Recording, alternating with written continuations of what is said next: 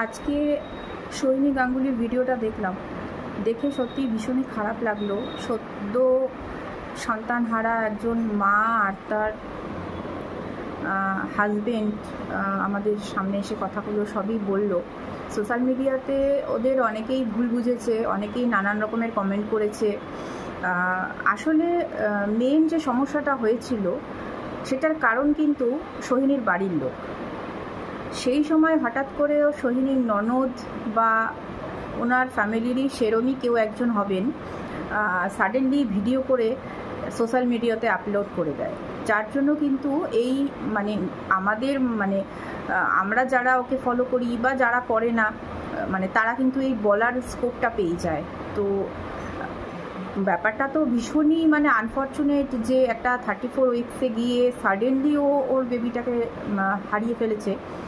কিন্তু ওর বাড়ির লোক যেটা সাডেনলি করেছে, ওর বাড়ির লোক যেভাবে জিনিসটাকে সোশ্যাল মিডিয়াতে তুলে ধরেছিল, সেই সময় দাঁড়িয়ে কিন্তু সোশ্যাল মিডিয়াতে যারা অ্যাক্টিভ আছে, যারা ভিডিও দেখছে বা কমেন্ট করছে, তাদের ক্ষেত্রে কিন্তু সোহিনীর ইমেজটাই অ্যাকচুয়ালি খারাপ হয়েছিল। এবার ওর ভিডিও থেকে আমরা আসল সত্যিটা জানতে পেরেছি।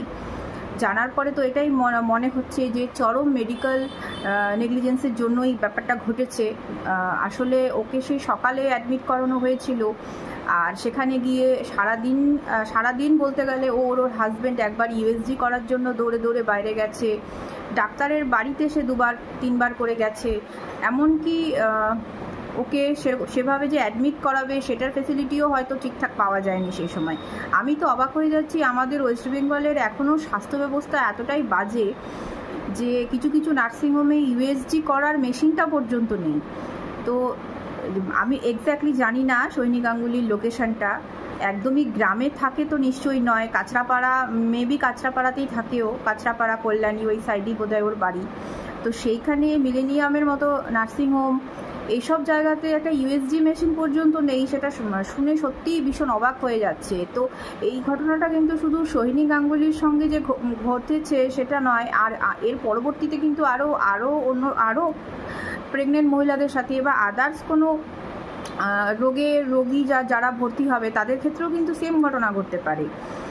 আর ওর বাচ্চা যেটা নেই, অনেকেই সোশ্যাল মিডিয়াতে নানান কমেন্ট করছে যে ও সোশ্যাল মিডিয়াতে অতিরিক্ত বেশি অ্যাক্টিভ ছিল, অতিরিক্ত বেশি রিলস বানিয়েছে, ভিডিও বানিয়েছে, পেটে জগন্নাথ এঁকেছে।